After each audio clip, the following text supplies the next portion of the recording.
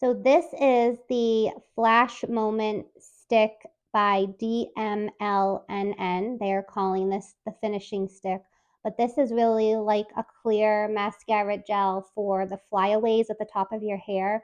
And I absolutely love this product, and I need to use it every single day for flyaways, baby hairs, even kind of gray hairs that just seem to stick up and don't want to stay down.